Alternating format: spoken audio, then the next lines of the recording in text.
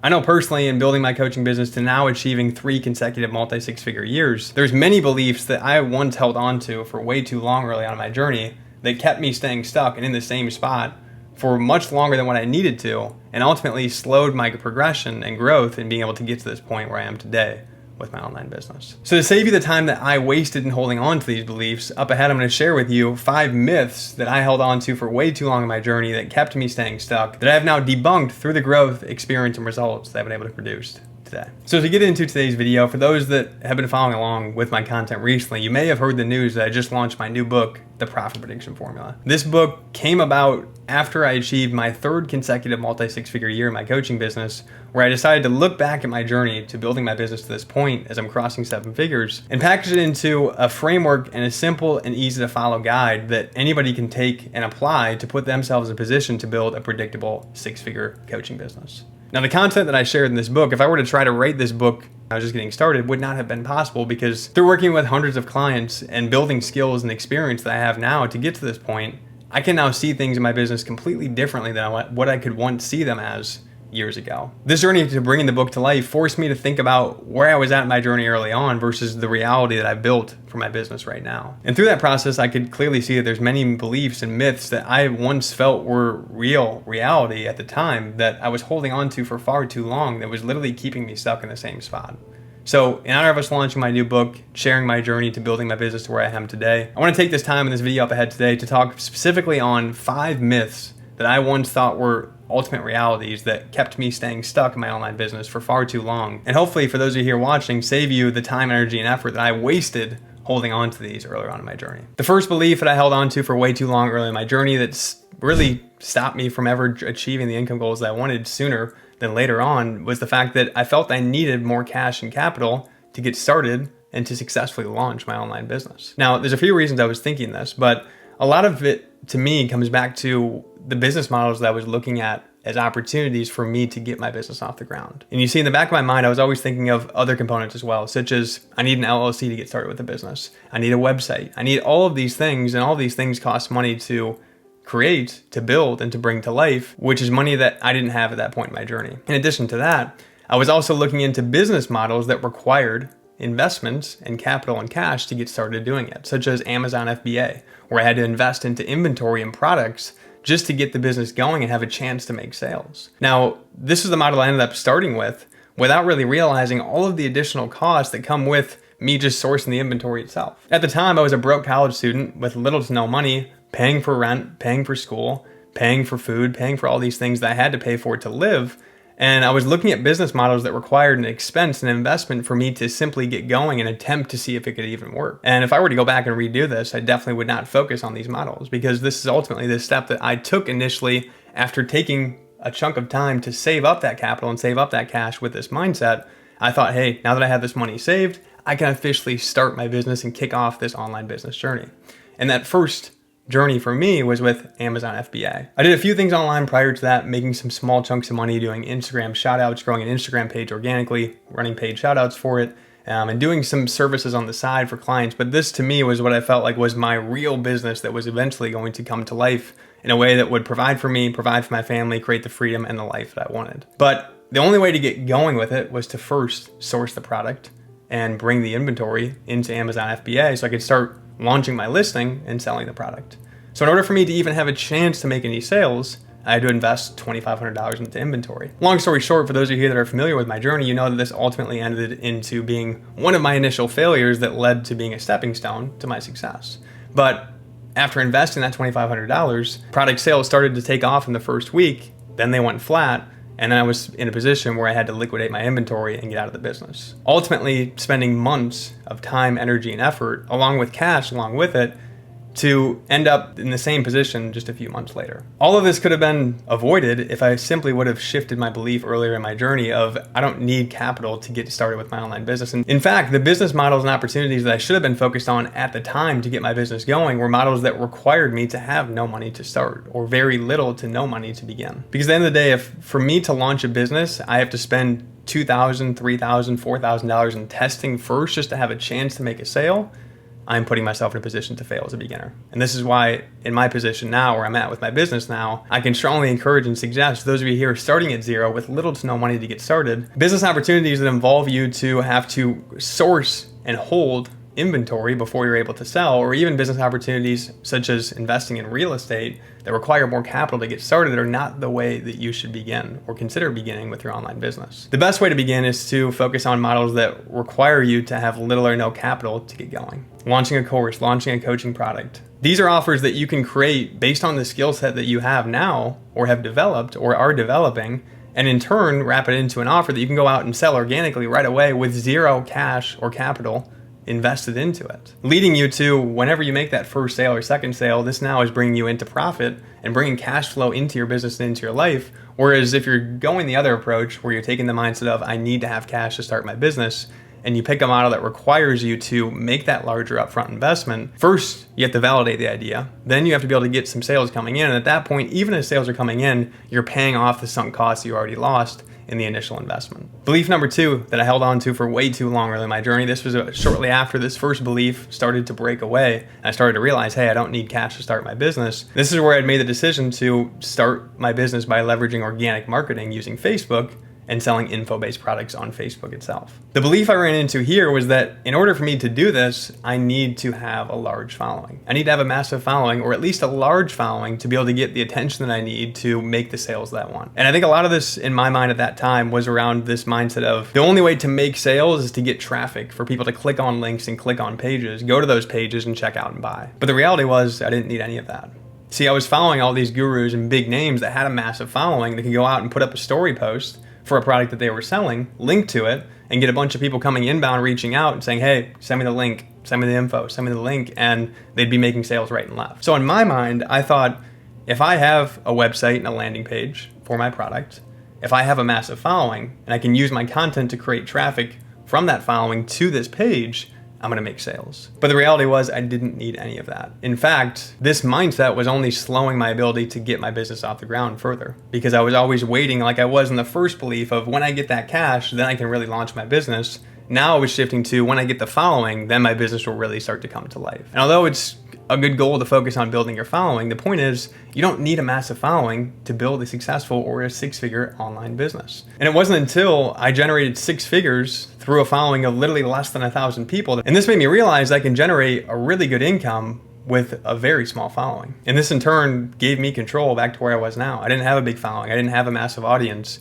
But as I started to see sales come in with a following of literally less than 500 people before that, the problem was at the time I was looking at things in more of a large volume approach, thinking that I had to have massive amount of people, I had to send in a massive amount of traffic, and in turn, a small amount of people would buy. But what if I focused on building relationships with a small handful of people and switched my conversion process to not rely just on traffic coming to a landing page, but me actually having conversations with these folks and seeing how I can actually help them and putting an offer in front of them. This shift put control back in my court, which led to my first high ticket sale, which fast forward 1 year later led to my first 6-figure year and this realization. Belief number 3 that I carried for way too long that delayed my entire process to achieving any success with my online business was the belief that I can do it on my own. You see, when I mentioned before in my journey how I spent 3 to 4 years trying to figure out how to get my business off the ground, a big reason that is because I was literally trying to do it all on my own. I was trying to connect all of these dots by myself. I was trying to go out and build skills that I thought would be good for me. I was trying to go out and figure out how to build a successful online business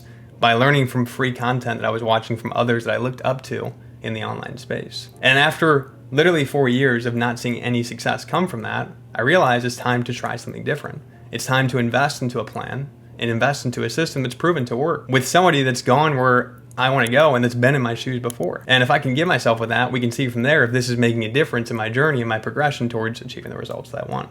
Now, I was naive and young at the time when I was taking this mindset and this approach of I can do it on my own. But the reality is my business would not be where it is today without the help of many mentors along the way and getting it to this point. I've invested over $100,000 into my business the last 4 years, and literally over $40,000 to $50,000 of that came in my first successful year when I made that first 100K. And the reason that is because prior to that, for the 3 to 4 years before, as I was failing and falling on my face and not investing into help from others and trying to do it on my own, once I started to see success after making that investment into myself to get that support, I realized that this is working. This is what's leading me to progression and momentum and me actually building my business and getting it off the ground. And as I saw it work more and more as time passed, it made me want to invest more and more and more in my business, which ultimately led to me being in the position I'm in now, where I was paying to give myself speed, to give myself that plan, and to give myself guidance along the way from someone who's been in my shoes before and gone where I want to go. This is something that I did not value nearly enough early in my online journey,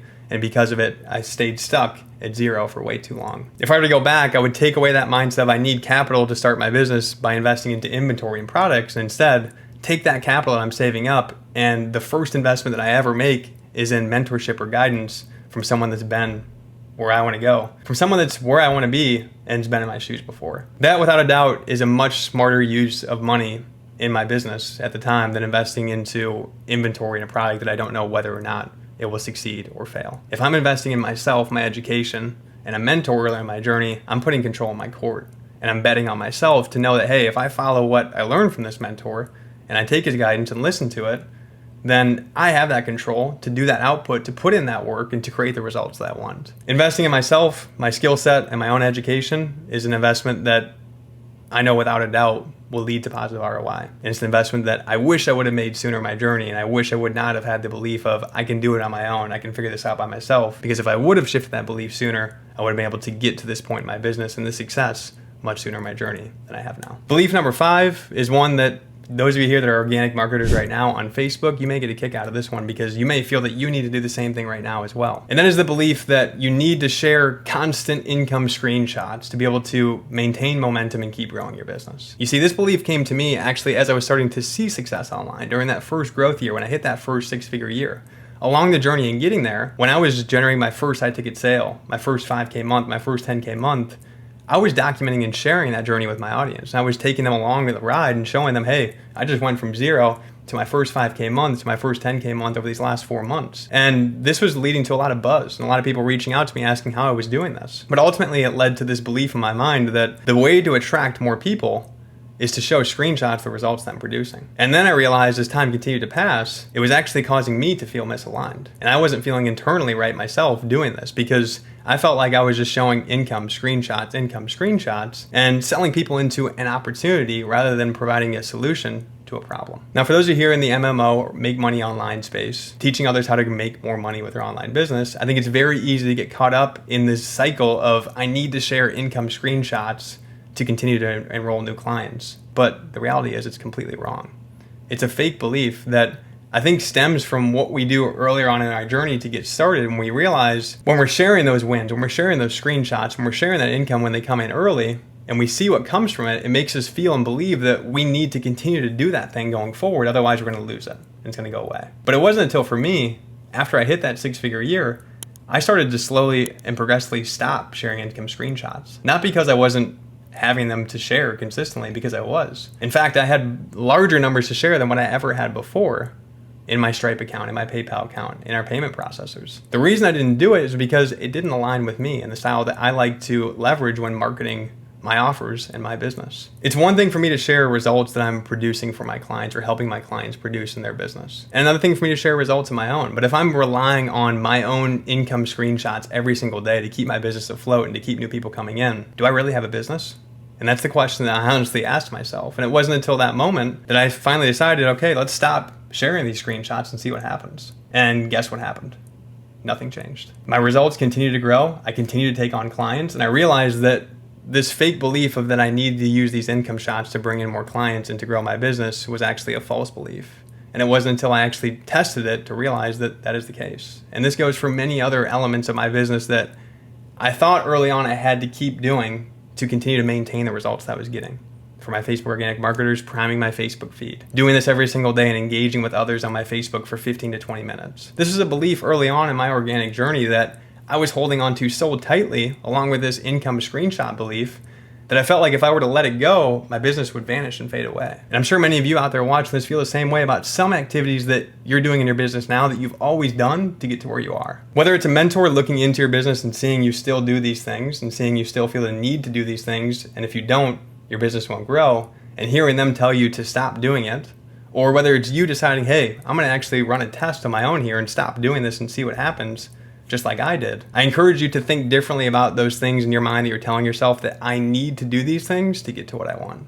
Because sometimes we falsely tell ourselves that we need to do X activities, or otherwise our results will fade away. Don't get me wrong, there's plenty of activities that we should be doing consistently and we shouldn't let go of doing depending on where we're at in our journey now, but priming our Facebook feed or sharing income screenshots are two of those activities that you should consider thinking differently about, along with some activities in your business now that, again, you may be holding on to. So with that aside, that's a wrap for the 5 myths that I held on to in my business journey for way too long. I can now realize that these myths are completely debunked through my own experience, through my own trial and error. And when I look back at it, it's honestly kind of comical and funny to look back on the fact that I was holding on to these thoughts and these beliefs for so long and making them a reality for myself, when in reality, they did not need to be that way. I needed to look at things differently.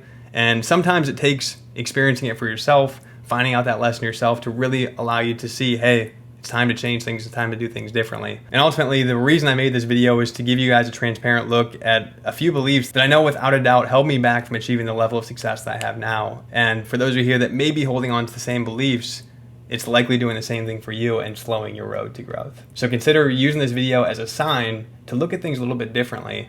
Try something new in your journey. Let go of one thing that you've always told yourself that you need to hold on to, and implement what we talked on in today's video. So if you resonated with this one, use this as a sign to look at the beliefs that you're possessing in your business right now that may be holding you back a bit differently. Ask yourself, what can I remove? What can I shift my mindset towards?